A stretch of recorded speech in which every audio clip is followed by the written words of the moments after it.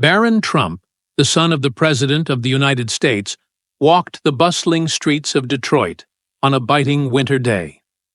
The chill sliced through Oakwood Lane and Maple Drive, where the city hummed with its usual symphony: honking cars, hurried footsteps, and muffled conversations. Amid the chaos, Michael sat slumped against the wall of an old convenience store, his layers of worn clothing barely shielding him from the piercing wind. Beside him, a cardboard sign lay propped up against his knees, its scrawled message simple but desperate: "Lost and in need. Any help is a blessing." At 42, Michael had become invisible to the world around him. Once a man with dreams and a stable life, he now found himself adrift. Another face in the sea of misfortune. It had been nearly a year since the factory where he worked had shut down, triggering a chain of events that left him jobless, homeless, and hopeless. Each day was a battle, not just for survival, but for dignity. The passers-by moved with purpose, their polished shoes and heavy boots a stark contrast to Michael's tattered sneakers. They avoided his gaze, their faces carefully neutral as they navigated the discomfort of his presence. He had grown used to their indifference, the hurried steps, the occasional clinking of loose change tossed without a word. Then, something unusual happened. A pair of pristine white sneakers stopped a few feet from him. They were the kind of shoes that practically announced privilege, clean, expensive, untouched by hardship. Michael's eyes traveled up, curiosity piqued. Standing before him was a teenager, tall and composed, his hands casually tucked into the pockets of a sleek jacket. The boy's face was young but carried a calmness far beyond his years. Michael hesitated. He wasn't one to ask for help unless someone made eye contact first. But there was something different about this boy. He wasn't rushing like everyone else. He seemed to be observing, absorbing the city's rhythm rather than escaping it. Gathering his courage, Michael cleared his throat. "Hey, young man," he called, his voice raspy from the cold. "Can you spare $1?" The boy paused mid-scroll on his phone, tilting his head slightly as if to confirm he had heard correctly. Slowly, he turned to face Michael, his expression unreadable. For a moment, the world around them seemed to quiet, the city's noise fading into the background. "What do you need it for?" the boy asked, his tone calm but direct. The question caught Michael off guard. Most people ignored him entirely, or threw spare change without a second glance. This boy's curiosity was disarming. "Well," Michael began, rubbing his hands together for warmth, "a cup of coffee would be nice. Maybe a sandwich, if I'm lucky." The boy stepped closer, sliding his phone into his pocket. Michael felt the weight of stares from others now, the silent judgment of strangers who likely wondered why someone like this boy would waste his time on a man like him. "What's your name?" the boy asked, his tone still even. "Michael," he replied hesitantly, his voice barely audible. "I'm David," the boy said, crouching down until they were eye level. The move startled Michael. No one ever did that.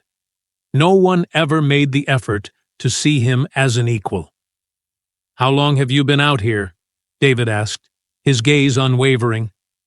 Michael hesitated. Sharing his story was something he rarely did. People didn't care about the details. They only saw the spectacle of his situation. But something about David's presence, his calmness, felt different. Safe. "Almost a year," Michael admitted, his voice cracking slightly. "Lost my job when the plant shut down.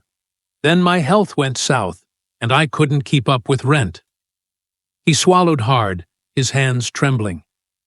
"It's been one thing after another ever since." David listened intently, his brow furrowed, not in judgment, but in focus. Michael wasn't used to this kind of attention. For the first time in years, someone wasn't looking past him. They were seeing him. The world around them seemed to buzz with quiet tension. A few passers-by had stopped to watch, their whispers audible now. Phones were discreetly raised, capturing the unlikely scene of a teenager crouched beside a homeless man. David reached into his pocket, and Michael's pulse quickened. He had only asked for $1, but the boy's movements suggested something far more substantial. When David's hand emerged, he wasn't holding a single bill. He was holding a crisp $500 note. Michael's breath hitched. He blinked, sure his eyes were deceiving him. "Here," David said, extending the money toward him. "This should cover more than coffee." Michael stared at the bill, his hands frozen. It wasn't just the amount. It was the gesture itself. "Are you serious?" Michael managed to croak, his voice trembling. "Why would you do this?" David's response was simple, but profound. "Because I can." The words hung in the air, heavy with meaning. But before Michael could respond, David leaned in slightly, his voice dropping to a softer tone. "This isn't just about the money," David said. "I want you to promise me something." "What's that?" Michael asked, gripping the bill as if it might disappear. David's expression grew serious. "If I help you today, you've got to help yourself tomorrow. Deal?" Michael felt a lump rise in his throat. The words hit him harder than he expected. For the first time in years, someone wasn't just handing him a lifeline. They were asking him to fight for it. "Deal," Michael whispered, his voice thick with emotion. Michael sat frozen on the icy pavement, the crisp $500 bill clutched tightly in his trembling hands. The cold Detroit air stung his cheeks, but it was nothing compared to the warmth spreading through his chest. He looked up at David, the teenager who had crouched beside him, his words echoing in Michael's mind. "If I help you today, you've got to help yourself tomorrow." This wasn't just an act of charity. It was a challenge, a chance, a lifeline. The crowd around them had thickened. Curious onlookers whispered among themselves, their gazes bouncing between Michael's weathered face and David's calm demeanor. Phones recorded the moment, their lenses reflecting the unspoken awe of witnessing something extraordinary. "Why do you care?" Michael asked finally, his voice cracking under the weight of his emotions. "You don't even know me." David's lips curved into the faintest of smiles. "Because everyone has a story, Michael. Yours just hasn't been told yet." Michael blinked back tears. It had been so long since someone spoke to him like this, not as a burden, not as a statistic, but as a human being. His throat tightened as he tried to respond, but the words wouldn't come. David reached into his pocket again, pulling out a pen and a small notepad. He scribbled something quickly, the sound of the pen scratching against the paper somehow grounding Michael in the surreal moment. "Here," David said, handing him the torn sheet. "Visit this address tomorrow morning. They're expecting you, and they'll guide you to a better path. B.T." Michael unfolded the note, his hands trembling as he read the address. Haven of Hope Initiative. The name alone carried a promise of something he had almost forgotten. Hope. The weight of David's gaze drew him back. "Promise me you'll go," David said, his tone soft, firm. "This is your chance, Michael. Don't waste it." Michael nodded, clutching the note as if it were the most precious thing he'd ever held. "I'll go," he whispered, his voice filled with a mixture of fear and determination. "I promise." David stood, brushing off his knees. The crowd around them seemed to part instinctively, their murmurs growing louder as the teenager's actions sank in. Michael could feel their eyes on him, some filled with judgment, others with quiet admiration. He burned under their collective gaze, But David remained unfazed. As David turned to leave, he looked back one last time. "You're stronger than you think, Michael. Don't forget that." And with that, he disappeared into the bustling city streets, his white sneakers blending into the blur of motion. Michael sat there for a moment longer, staring at the note and the money in his hands, his mind racing. It wasn't just the kindness that left him shaken. It was the belief, the expectation, the sheer audacity of hope. That night, as Michael huddled beneath a thin blanket in a deserted alley, his thoughts wouldn't quiet. He replayed the encounter over and over, each word from David cutting through the fog of his despair. He looked at the note again, tracing the letters with his finger. The words felt heavy, like a promise he couldn't afford to break. What would you do if someone saw you when the rest of the world turned away? Michael thought. Would you rise to meet their faith in you? Or would you let it slip through your fingers? What about you, watching this right now? Have you ever been in a moment where someone's kindness changed everything for you?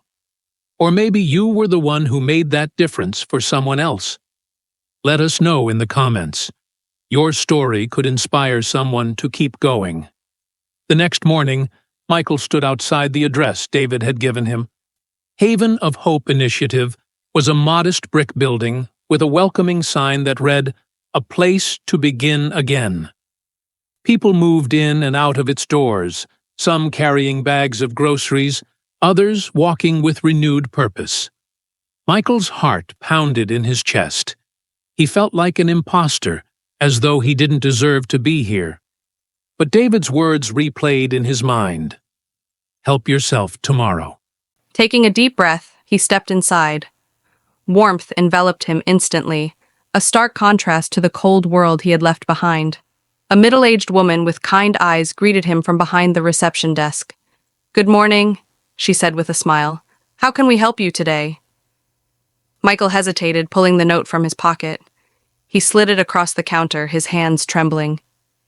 "David sent me," he said, his voice barely above a whisper. The woman's smile widened. "Ah, you must be Michael. We've been expecting you." Those words hit Michael like a wave. Someone had prepared for him, planned for his arrival, believed in his ability to change. It was almost too much to process. The woman stood and motioned for him to follow. "Come on, let's get started." The next few hours were a blur. Michael met with a caseworker who listened to his story without judgment, mapping out a plan to get him back on his feet. They arranged for him to stay in a temporary shelter, scheduled a doctor's appointment to address his health concerns, and enrolled him in skill-building workshops to prepare for job opportunities. It was overwhelming, but for the first time in years, Michael felt like he wasn't drowning. He was finally being pulled to shore. That night, as he lay on a clean cot in the shelter, Michael stared at the ceiling, his mind buzzing with cautious hope. He thought about David's words, the challenge he had issued. For the first time in years, Michael believed that maybe, just maybe, he could rise to meet it. The shelter was quiet that evening, the muffled sounds of the city just a distant hum through the walls. Michael sat on the edge of his cot, the folded note from David still in his pocket. His mind replayed the events of the past 2 days like a reel on loop. The $500 bill, David's calm conviction, and the words that lingered in his chest, "Help yourself tomorrow." For the first time in years, Michael felt something he barely recognized: momentum. The plans laid out by the staff at Haven of Hope Initiative gave him a roadmap, but it was David's belief in him that gave him the courage to follow it. The next morning, Michael rose early, his nerves frayed, but his determination steady. He joined a group session on skill building, listening to others share their stories. They spoke of setbacks and triumphs, of falling down and getting back up. Michael found himself nodding along, their words resonating in ways he hadn't expected. "You're not alone," one man said, his voice firm but kind. "We all start somewhere. The fact that you're here, that's something." Michael swallowed hard, his throat tight with emotion. He had spent so long believing he was invisible, that his struggles were his alone to bear. But now, for the first time, he felt seen.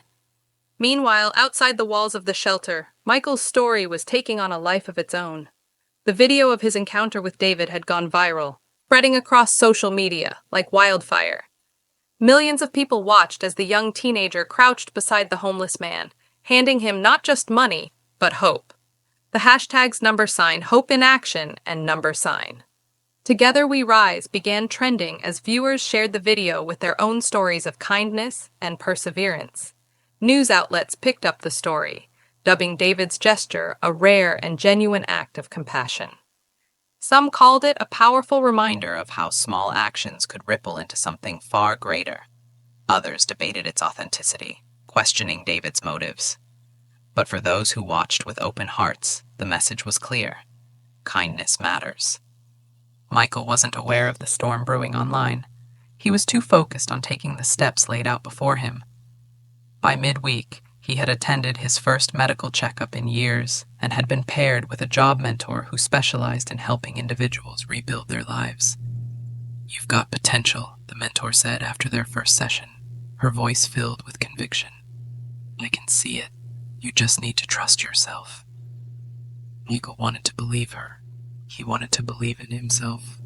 But the years of disappointment and self-doubt clung to him like a shadow. It wasn't easy to shed, but he clung to David's words like a mantra. "Everyone screws up, Michael. By giving up, that's the only way you lose." By the end of the week, Michael began to notice small but significant changes. The staff at the shelter treated him not as a burden, but as someone with worth. Fellow residents approached him, their eyes filled with quiet admiration. "If you can do it, maybe I can too," one man said, tapping Michael on the shoulder. The words filled Michael with a sense of pride he hadn't felt in years. He wasn't just surviving anymore, he was moving forward. The biggest change came in the form of a visitor Michael never expected. One evening, as Michael returned to the shelter after a long day of workshops, a staff member stopped him at the entrance. "There's someone here to see you," she said with a knowing smile. Michael frowned. "Me?" She nodded, motioning toward the common room. Michael's heart raced as he entered, unsure of what or who to expect. Sitting on a worn couch was a man he hadn't seen in over a decade. His younger brother, David. "Michael," David said, his voice shaky but filled with emotion. He stood, his eyes scanning his brother's face as if trying to reconcile the man before him with the boy he had once known. "I saw the video. I didn't know things had gotten so bad." Michael froze, the air in the room suddenly thick. He hadn't spoken to David in years, their relationship fractured by time and misunderstandings. The thought of being seen, not just by strangers, but by someone who had once been part of his life, left him vulnerable in a way he hadn't anticipated. "I didn't want you to know," Michael admitted finally, his voice raw. "I didn't want anyone to know." David shook his head, stepping closer. "You don't have to do this alone anymore. I'm here now, and I want to help." The two brothers stood in silence, the weight of lost time hanging between them. But as David extended his hand, Michael took it, the gesture a quiet acknowledgement of a bridge being rebuilt. Outside the shelter, Michael's story continued to ripple outward. Inspired by the video, donations poured into Haven of Hope initiative, allowing the organization to expand its services. Strangers wrote letters, sent care packages, and offered support not just for Michael, but for countless others who had found themselves on the brink of despair. Michael still had a long road ahead, but he no longer walked it alone. David became a regular presence in his life, offering not just help, but encouragement. And through the workshops and programs, Michael began to rebuild the pieces of himself he thought were lost forever. As the world buzzed with Michael's story, one question lingered for viewers. If you had the chance to change someone's life with a single act of kindness, would you take it? Let us know in the comments. Your words might just inspire the next ripple of hope. Michael's life began to change in ways he never thought possible. Each day at the Haven of Hope initiative brought new opportunities and challenges, and each one was a step further from the despair he had once known. The shelter provided him not only with resources, but also with a renewed sense of purpose. For the first time in years, Michael wasn't just surviving, he was living. The ripple effect of his encounter with David continued to grow. Michael's story, shared through that viral video, had touched millions. People across the country began donating to the shelter, volunteering their time, and sharing their own acts of kindness with the hashtags #Hope in Action and #Together We Rise. What started as a single moment on the streets of Detroit had blossomed into a movement, proving that even the smallest gestures could spark monumental change. One afternoon, Michael sat in a quiet corner of the shelter, reflecting on his journey. His hands rested on a notebook filled with goals he had started writing down, something he hadn't done in years. A staff member approached him with a wide smile. "Michael, there's someone here for you," she said. Michael stood, his heart racing. As he walked toward the entrance, he was greeted by a sight that stopped him in his tracks. David stood there. David Trump. His white sneakers were as pristine as Michael remembered, but there was something else about him now. A quiet pride, a sense of purpose that radiated from him. "David," Michael said, his voice filled with emotion. David extended his hand, but Michael pulled him into a hug instead. For a moment, the world seemed to fall away. It wasn't about the money, the viral video, or even the shelter. It was about the connection between two people who had seen each other in a way no one else had. "I had to come check on you," David said as they pulled apart. "I had a feeling you were making progress, but I wanted to see it for myself." Michael smiled, his eyes misty. "You gave me the push I needed. I'll never forget that." David nodded, his expression thoughtful. "It wasn't just me. You did the hard part. You showed up." As they sat down together, the shelter staff watched the scene with quiet admiration. Michael recounted everything that had happened since their encounter: the workshops, the medical appointments, reconnecting with his brother. David listened intently, his expression shifting between pride and humility. "You've inspired so many people, Michael," David said. "That video wasn't about me. It was about what kindness can do. People needed to see that." Michael hesitated before speaking. "But why me? You could have helped anyone that day. Why did you stop for me?" David's answer was simple but profound. Because you mattered, and because someone once did the same for me. Michael's eyes widened in surprise. David continued, his voice steady. "When I was younger, I went through something. Nothing like this," he gestured around, "but it was enough to shake me. Someone believed in me when I couldn't believe in myself. I'm just passing that forward." As the sun set, the two stood outside the shelter. The light painted the city in hues of gold and orange, a symbol of new beginnings. Before David left, he turned to Michael one last time. "Keep going," he said. "Not just for you, but for the people watching. You never know who you might inspire." Michael nodded, the weight of David's words sinking in.